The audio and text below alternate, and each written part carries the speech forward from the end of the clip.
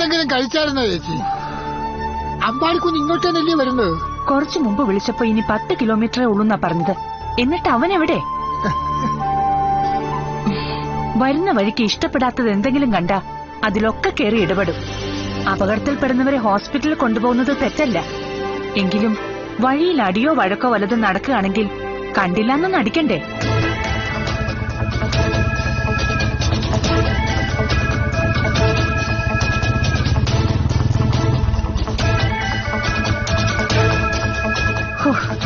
എത്തി, ആശ്വാസമായി.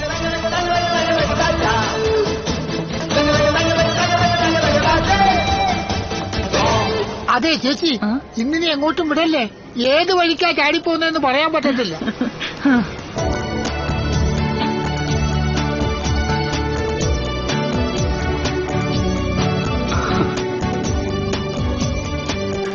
കാത്തിരുന്ന എന്റെ അമ്മയ്ക്കൊരു ചക്കര ഉമ്മ.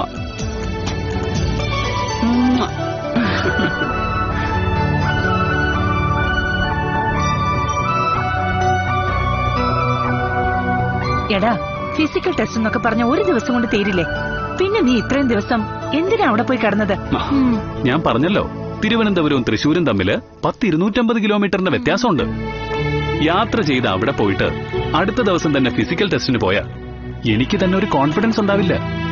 ഇതിപ്പോ 2-3 ദിവസം ഗ്രൗണ്ടിലൊക്കെ ഒന്ന് ഓടിയും കുത്തിമറിഞ്ഞും ഒന്ന് സെറ്റായിട്ടാ പോയത്. അതുകൊണ്ട് തന്നെ നന്നായിട്ട് പെർഫോം ചെയ്യാനും പറ്റി. ഷോർട്ട് ലിസ്റ്റ് വരുമ്പോ നോക്കിക്കോ, എന്റെ പേര് അതിലുണ്ടാവും.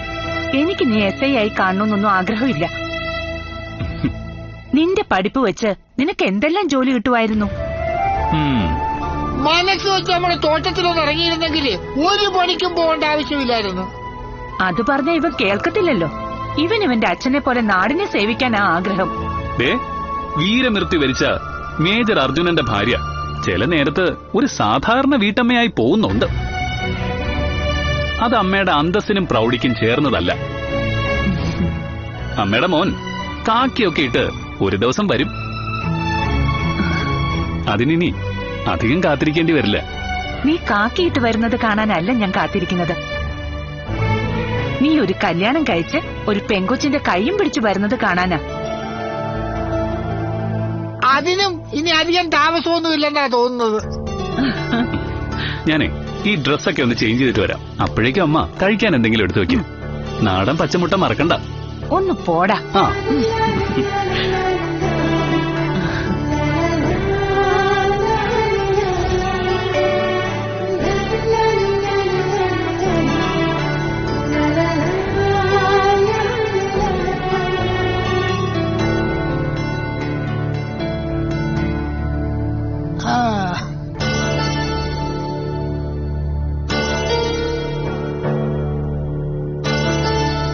കാമുക,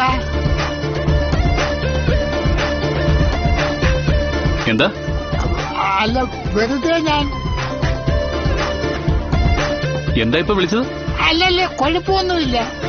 ഈ പ്രായത്തില് ഇങ്ങനൊരു വിളിപ്പേര് കിട്ടിയില്ലെങ്കിൽ കുഞ്ഞിന്റെ പ്രായത്തിലുള്ള ചെറുപ്പക്കാർക്ക് എന്തെങ്കിലും അസുഖം ഉണ്ടെന്ന് വേണം കരുതാൻ. പിന്നെ കാമുകനാകേണ്ട പ്രായമൊക്കെ കഴിഞ്ഞു. ഇനി കല്യാണം കഴിക്കേണ്ട പ്രായമാ. എത്രയും പെട്ടെന്ന് അമ്മയുടെ പരാതി അങ്ങ് തീർത്തു കൊടുക്കണം കേട്ടോ. ടോണി ശങ്കരമാമയും കൂടി അമ്മയെ ഇളക്കുന്നുണ്ടെന്ന് എനിക്കറിയാം. ഓ, ഇളക്കമൊക്കെ കുഞ്ഞിന്റെ മനസ്സിലാ കുഞ്ഞ്. എന്റെ മനസ്സിലല്ല. പെണ്ണ് കെട്ടാതെ ജീവിക്കായിരുന്നല്ലോ ഇത്രയും കാലം. അതിന്റെ കുഴപ്പം കാണും. അത് എന്റെ തലയിലോട്ട് വെച്ച് രക്ഷപ്പെടാൻ ശ്രമിക്കണ്ട. അതുപോലെ തന്നെ അവൻ ആ അലീന ടീച്ചറിനെ വിളിച്ച് അനാവശ്യങ്ങളൊക്കെ പറയാൻ ശ്രമിക്കുന്നുണ്ട്. വെറുതെ ഇടിയരന്ന് വാങ്ങരുതെന്ന് അവനോട് പറഞ്ഞേക്കണം. അതിനവൻ തെറ്റൊന്നും ചെയ്തിട്ടില്ലല്ലോ. ഒരു പെങ്കൊച്ചിനോട് കുഞ്ഞിന് താല്പര്യം തോന്നി, അതവൻ ഗൗരവത്തിലെടുത്തു, അത്രയേ ഉള്ളൂ. ദാണ്ടേ, നമ്മള് പെണ്ണുങ്ങളെ പോലെ ആവാൻ പാടില്ല കുഞ്ഞെ. എല്ലാം മനസ്സിൽ വെച്ചോണ്ട് നടക്കാൻ പാടില്ല കുഞ്ഞെ. എല്ലാത്തിനും ഒരു സമയമുണ്ട്, കാലമുണ്ട്. ദാണ്ടേ, കുഞ്ഞിന്റെ നക്ഷത്രം ചതയവാ. അതുകൊണ്ടാ കുഞ്ഞ് കൈ കിട്ടുന്നവരെയൊക്കെ ചതയ്ക്കുന്നത്.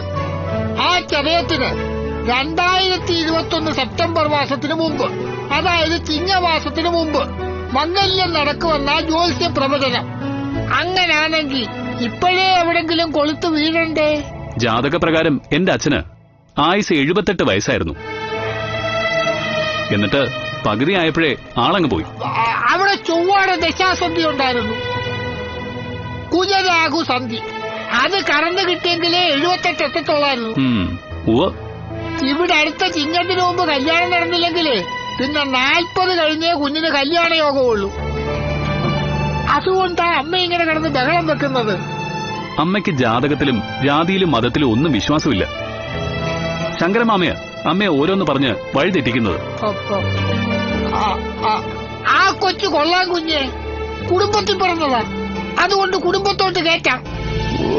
ഒന്ന് കേറിയില്ല, അതിനു മുമ്പ് അനാവശ്യങ്ങളുമായി ഓരോരുത്തർ എത്തിക്കോളും. ഞാനും ടീച്ചറും തമ്മിൽ നല്ല ബന്ധമാ. അതിനിടയ്ക്ക് ഒരു കാമുകന്റെ റോള് എനിക്ക് ചേരില്ല. അതുകൊണ്ട് വെറുതെ കഥകൾ ഉണ്ടാക്കരുത്. പിന്നാലെ നടക്കാം, കഥകൾ ഉണ്ടാക്കുന്ന പ്രശ്നം. എന്താ എന്താ എന്താ അതെ, ഒരു കാര്യം ഒരു പ്രാവശ്യം പറയാൻ പറ്റൂ കേട്ടോ.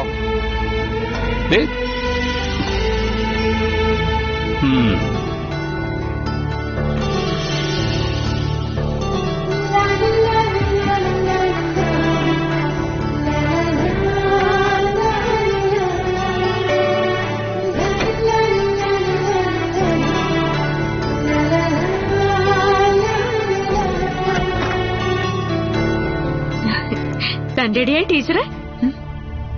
ആഹാ, മോളായിരുന്നോ? എന്താ മോളെ? ഞാൻ ട്യൂഷന് പോവാൻ പോവാ, അച്ഛൻ എന്നെ കൊണ്ടുവിടാനും. അത് കഴിഞ്ഞ് ഞങ്ങൾ രണ്ടാളും ഉച്ചയൂണിന്റെ സമയത്ത് തിരിച്ചു വരൂ. അതിനിപ്പോ ഞാനെന്താ വേണ്ടേ? എന്താ വേണ്ടതെന്നോ? അമ്മ ഒറ്റയ്ക്ക് കിട്ടാൻ കാത്തിരുന്നതല്ലേ. എന്നാൽ ഇന്ന് ഒറ്റയ്ക്കാ, പോയി കൂട്ടുകുടിക്കും. അമ്മയ്ക്കൊപ്പം കിച്ചണിലും ലൈബ്രറിയിലും ഒക്കെ കയറിക്കും. അത് പിന്നെ പറയണോ? അങ്ങനൊരു അവസരത്തിന് വേണ്ടി കാത്തിരിക്കുമായിരുന്നു ഞാൻ. അങ്ങനെ കാത്തിരുന്ന അവസരം ഞാനും എന്റെ അച്ഛനും കൂടി സൃഷ്ടിച്ചെടുത്തതാ. ഇന്ന് എന്നെ പതിവില്ലാതെ അച്ഛൻ വെള്ളം കുടഞ്ഞുണർത്തി, എന്നിട്ട് നടക്കാൻ കൊണ്ടുപോയി. ആ സമയത്താ ഇങ്ങനൊരു പ്ലാൻ പറഞ്ഞത്. അച്ഛന്റെ തലയില് ഇതുപോലെയുള്ള ബുദ്ധിയൊക്കെ ഉദിക്കും. അച്ഛന് മാത്രം ക്രെഡിറ്റ് കൊടുക്കുകയാണെങ്കിൽ ഞാൻ ഇന്ന് പോകുന്നില്ല.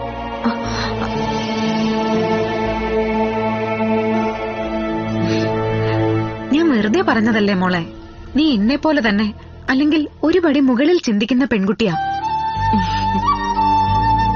സാധാരണ നിന്റെ പ്രായത്തിലുള്ള കുട്ടികള് അമ്മയ്ക്ക് അങ്ങനൊരു ഫ്ലാഷ് ബാക്ക് ഉണ്ടെന്നറിഞ്ഞ ചിലപ്പോ അമ്മയെ വെറുത്തെന്ന് വരില്ല. എന്നാ അമ്മയുടെ മൂത്ത കുട്ടിയെ വെറുക്കും. തനിക്ക് കിട്ടിക്കൊണ്ടിരുന്ന സ്നേഹവും ലാളനയൊക്കെ അങ്ങോട്ട് പോകുമോ എന്നുള്ള പേടികൊണ്ട്. എന്നാ ഇവിടെ മറിച്ചാ സംഭവിച്ചത്.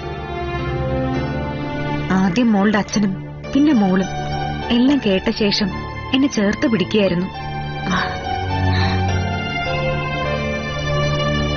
അമ്മയേക്കാൾ കൂടുതൽ അച്ഛൻ വളർത്തിയ മോളാ ഞാൻ. അച്ഛൻ എന്നും എല്ലാവരെയും സ്നേഹിക്കാനേ പറഞ്ഞു തന്നിട്ടുള്ളൂ. അതുകൊണ്ട് എനിക്കിങ്ങനെ ആവാനേ കഴിയൂ. ഒരിക്കൽ ഞാൻ ചേച്ചിയെ കൊല്ലാനുള്ള വാശിയോടെ നടന്നത് ഓർമ്മയുണ്ടോ? അന്നും ഞാനങ്ങനെ നടക്കാൻ കാരണം എന്റെ അച്ഛനാ. എന്റെ തകർച്ച അത്രയ്ക്ക് എന്റെ അച്ഛനെ വേദനിപ്പിച്ചു. അച്ഛന്റെ കണ്ണുകൾ നിറയുന്നത് പലതവണ ഞാൻ കണ്ടു. അതെനിക്ക് മരിക്കുന്നതിനേക്കാളും മുകളില ചേച്ചി. അതുകൊണ്ടാ ഞാൻ ഒരിക്കലും ചിന്തിക്കാത്ത വഴികളിലൂടെയൊക്കെ പോയത്. ആ സമയത്ത് ജയിലിൽ കിടക്കാൻ പോലും പേടിയില്ലായിരുന്നു. അതാ സത്യം. അന്ന് നടന്നതൊക്കെ മറക്കാൻ ശ്രമിക്കുക ഞാനിപ്പോ. എല്ലാത്തിനും കുറ്റപ്പെടുത്തേണ്ടത് നമ്മുടെ മുത്തശ്ശിയാ. ഞാൻ കൊച്ചുമോളാണെന്ന് തിരിച്ചറിഞ്ഞപ്പോഴെങ്കിലും എല്ലാം എന്നോട് പറയണമായിരുന്നു. ഇനിയിപ്പോ അതേപ്പറ്റി ഒന്നും ചിന്തിച്ചിട്ട് കാര്യമില്ല. ഇന്നത്തെ ദിവസം അമ്മയ്ക്കൊപ്പം എന്റേതാക്കി മാറ്റണം. എന്ന് പിന്നെ വേഗം റെഡിയായി ഇറങ്ങിക്കോ. അച്ഛനും ഞാനും ഉടനെ പുറപ്പെടും.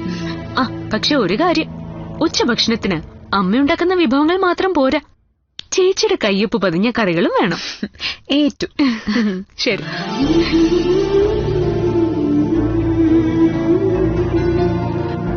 എന്റെ അമ്മയ്ക്കൊപ്പം കുറച്ച് നിമിഷങ്ങൾ പങ്കിടാൻ കിട്ടുന്ന ഒരു ദിവസം. കർത്താവേ, ഇനിയെങ്കിലും എന്റെ അമ്മ എന്നെ വെറുക്കാതിരുന്നാ മതിയായിരുന്നു. കൂടുതൽ സ്നേഹിച്ചാ മതിയായിരുന്നു.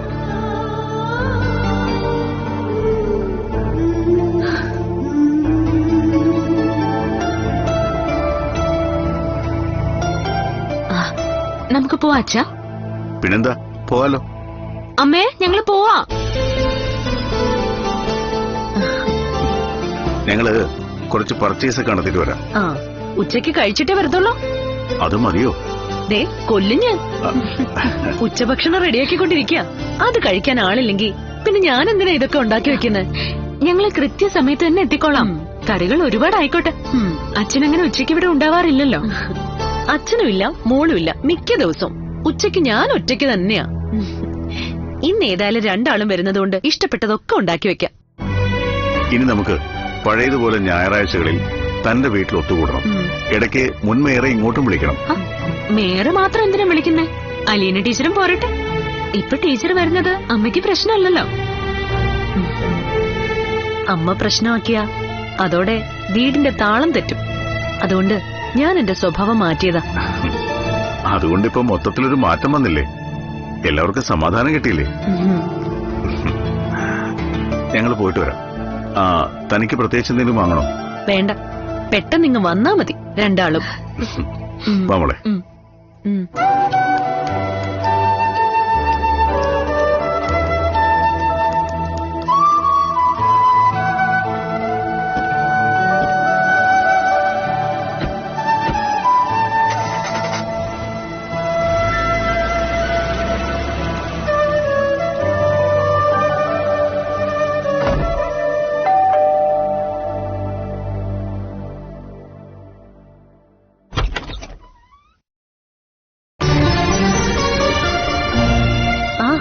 അലീനയായിരുന്നോ? ഞാൻ കിച്ചണിലായിരുന്നു, അതാ വാതില് തുറക്കാൻ താമസിച്ചത്. വാ. അച്ഛനും മോളും കൂടെ പുറത്തേക്ക് പോയിരിക്കാം. വരുമ്പോഴേക്കും എന്തെങ്കിലും കാര്യമായിട്ട് ഉണ്ടാക്കി വെക്കണം. രണ്ടാളും ഉച്ചഭക്ഷണം കഴിക്കാൻ അങ്ങനെ ഇവിടെ ഉണ്ടാവാറില്ലല്ലോ. എന്താ ഇവിടെ ഒരു ജോലിക്കാരിയെ വെക്കാത്ത? എനിക്ക് പ്രത്യേകിച്ച് അസുഖങ്ങളൊന്നുമില്ല, നല്ല ആരോഗ്യമുണ്ട്. വീടിനകത്ത് ആകെയുള്ളത് 3 മെമ്പേഴ്സാ. അങ്ങനെയുള്ളപ്പോ എന്തിനാ പിന്നൊരു ജോലിക്കാരി?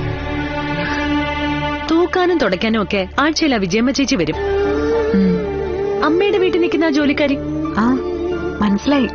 ബാക്കി ദിവസങ്ങളില് ഞാൻ തന്നെയാ ജോലി ചെയ്യുന്നത്. മഹിയേട്ടനെ പോലെ രാവിലെ എഴുന്നേക്കാറില്ല, അതുകൊണ്ട് നടത്തമൊക്കെ കുറവാ. പിന്നെ അത്യാവശ്യം തൂക്കുകയും തുടക്കുകയൊക്കെ ചെയ്യുന്നതാ ആകെയുള്ളൊരു എക്സസൈസ്. ഈ വീടൊക്കെ തൂത്ത് തുടച്ച് വൃത്തിയാക്കുമ്പോ ശരീരം നന്നായി വിയർക്കുമല്ലോ. അതൊക്കെ എനിക്കൊരു ഭാരമായിട്ട് തോന്നിയിട്ടേ ഇല്ല ഇതുവരെ.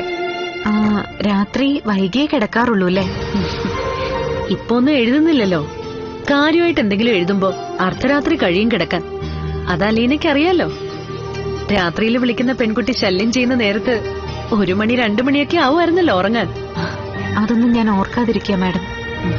എനിക്ക് പറ്റിയ ഏറ്റവും വലിയ തെറ്റ് അല്ലെങ്കിൽ അബദ്ധം അതായിരുന്നു ആ രാത്രികളൊക്കെ. ഞാൻ പറഞ്ഞല്ലോ, എന്റെ മഹിയേട്ടന്റെ വിവാഹം കഴിഞ്ഞിട്ട് 22 വർഷമായി. ഈ കാലയളവിനുള്ളില് ഞങ്ങളുടെ ജീവിതത്തിൽ ഒരു പ്രശ്നങ്ങളും ഉണ്ടായിട്ടില്ല. ആകെയുള്ളത് എന്റെ ചില സമയത്തുള്ള വിഷാദരോഗം മാത്രമാ. രക്തം കണ്ടു കഴിഞ്ഞാ ഞാൻ ആകെ തളരും, വീണുപോവും. അവിടെ പോലും ഞാനൊന്ന് തളർന്നു കിടക്കുമ്പോ എന്നെക്കാളും തളരുന്ന കൂട്ടത്തിലാ എന്റെ മഹിയേട്ടനും മോളും ഒക്കെ. അതുകൊണ്ടാ ചെയ്തു പോയ എല്ലാ തെറ്റുകളും മറന്നിട്ട് ഞാൻ അലീനയോട് ക്ഷമിക്കാൻ തയ്യാറായത്. മഹിയേട്ടനും അപർണമോളും എന്നെക്കാളും സന്തോഷത്തോടെ കഴിയണമെന്ന് എന്റെ ആഗ്രഹം. ഇപ്പൊ തന്നെ അപർണയെക്കുറിച്ച് ഒരുപാട് കഥകള് ആളുകളുടെ മനസ്സിലുണ്ട്. പ്രത്യേകിച്ച് ആകാശൊരു നടൻ കൂടിയായതുകൊണ്ട് അന്നത്തെ സംഭവങ്ങളൊക്കെ മിക്ക മലയാളികളുടെ മനസ്സിലുണ്ട്. ഇനി നല്ലൊരു കുടുംബത്തിന്ന് മോൾക്ക് ബന്ധം കിട്ടാൻ പോലും പ്രയാസമാണ്. ഞാൻ ചെയ്ത തെറ്റിന് ഞാൻ തന്നെ പ്രായശ്ചിത്തം ചെയ്യും മാഡം. അപർണയ്ക്ക് വേണ്ടി നല്ലൊരു ബന്ധം ഞാൻ തന്നെ ശരിയാക്കി തന്നോളാം. ആ, അതൊക്കെ ഇനി നടക്കുമ്പോ നടക്കട്ടെ. അയ്യോ, സ്റ്റൗ ഓണാക്കിയിട്ടാ വന്നത്. അലീന ഇരിക്കെ, ഇന്ന് ഭക്ഷണമൊക്കെ ഒന്നിച്ചിരുന്ന് കഴിച്ചിട്ട് പോയാ മതി. എന്തിനാ ഭക്ഷണം മാത്രം ഒന്നിച്ചാക്കുന്ന? പാചകം ഒന്നിച്ചാവാം. അപർണയും അച്ഛനും വരുമ്പോ വിഭവസമൃദ്ധമായ സദ്യ തന്നെ കൊടുക്കാം. എന്റെ അമ്മയ്ക്കൊപ്പം ഞാൻ ഭക്ഷണം ഉണ്ടാക്കുന്നു, ഒന്നിച്ചിരുന്ന് ഭക്ഷണം കഴിക്കുന്നു. അങ്ങനെ എന്റെ സ്വപ്നങ്ങൾ ഓരോന്നും നടക്കാൻ പോവാ. അയ്യോ, കറിയൊക്കെ കരിഞ്ഞു എന്തോ.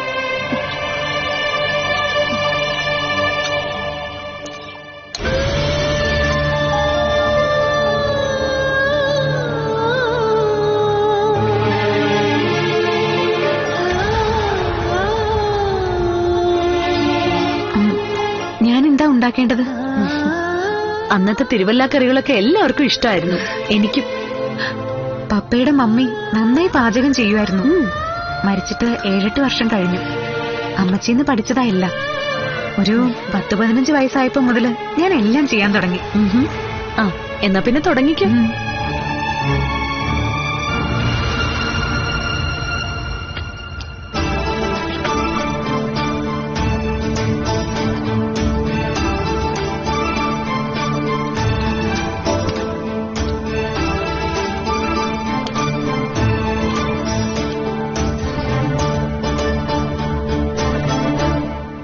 അമ്മയെക്കുറിച്ച് എന്തെങ്കിലും ചോദിച്ചാ വിഷമാവോ?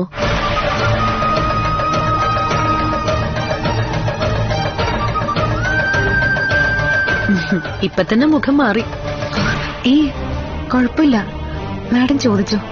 മോളുടെ പപ്പയുടേത് പ്രേമവിവാഹമായിരുന്നോ? എന്റെ പപ്പ ആരെയും പ്രേമിച്ചിട്ടില്ല. പിന്നെ ആ കഥയിൽ പറഞ്ഞതുപോലെ ആയിരുന്നില്ലേ സംഭവങ്ങള്?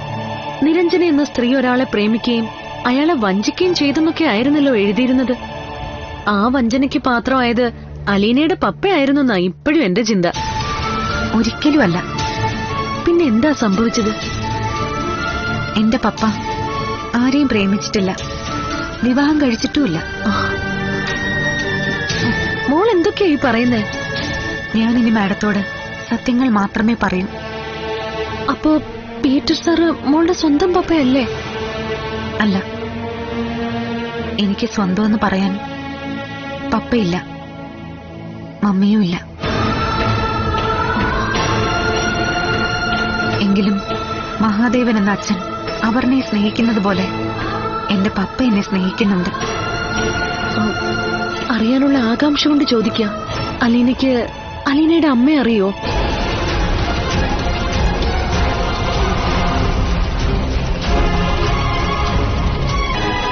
അറിയാം. അവരിപ്പോഴും ജീവിച്ചിരിപ്പുണ്ടോ? ഉണ്ട്, പൂർണ്ണ ആരോഗ്യത്തോടെ. പിന്നീട് അവരെ കണ്ടിട്ടുണ്ടോ? 10-25 വർഷം കണ്ടിട്ടില്ലായിരുന്നു. എന്നാ ഈ അടുത്തിടയ്ക്ക് കണ്ടുമുട്ടി. എന്നിട്ട് മോളെ അവര് തിരിച്ചറിഞ്ഞോ? ഇല്ല, ഇതുവരെ ഇല്ല. അവരിപ്പോഴെവിടെയാ?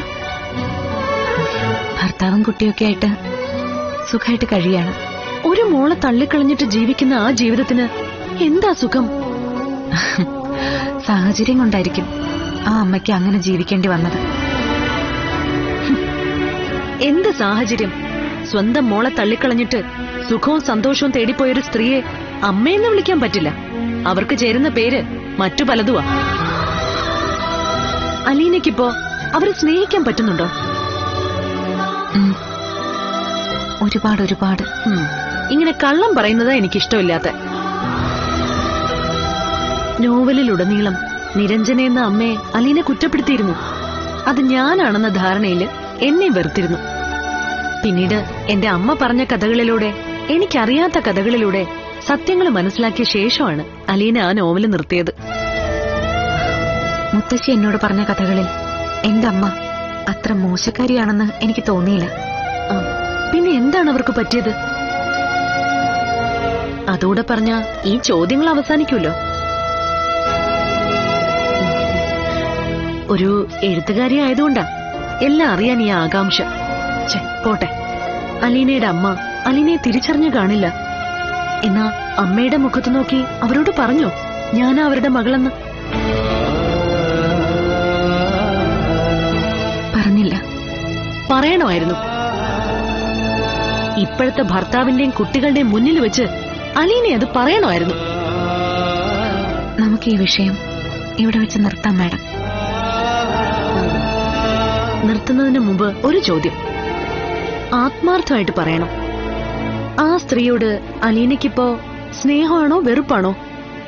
ഒരുപാട് സ്നേഹിക്കുന്നുണ്ടെന്ന് പറഞ്ഞു. എന്നാൽ എനിക്കതങ്ങോട്ട് ഉൾക്കൊള്ളാൻ പറ്റുന്നില്ല. ഞാൻ പറഞ്ഞത് 100% സത്യമാ. എന്റെ അമ്മയെ എനിക്കിപ്പോ ജീവനാ, മറ്റാരേക്കാളും. മകളെ തിരിച്ചറിയാത്ത അമ്മ, മകളെ വിട്ടുകളഞ്ഞ അമ്മ. അങ്ങനെ ഒരു സ്ത്രീ സ്വന്തം മോളെ ഒരിക്കലും മോളെന്ന് പോലും വിളിച്ചിട്ടുണ്ടാവില്ല, അല്ലേ? സ്നേഹത്തെപ്പറ്റി അറിയുകയും സംസാരിക്കുകയും എഴുതുകയും ചെയ്യുന്ന അലീനയ്ക്ക് എങ്ങനെയാ പിന്നെ അവരെ സ്നേഹിക്കാൻ കഴിയുക? ഏതൊരു മക്കളും പിന്നെ അവരുടെ മരണമേ ആഗ്രഹിക്കും. ചിലപ്പോ അവരെ തകർത്തെന്ന് വരും, കൊന്നെന്ന് വരും. എനിക്കതിന് ഒന്നും കഴിയില്ല. ഞാൻ തകർന്നാലും എന്റെ അമ്മ തകരണ്ട. അയ്യേ, അലീനയുടെ അമ്മയെക്കുറിച്ച് പറഞ്ഞപ്പോ ഞാൻ വെറുതെ ഇമോഷണൽ ആയതാ. പോട്ടെ മോളെ.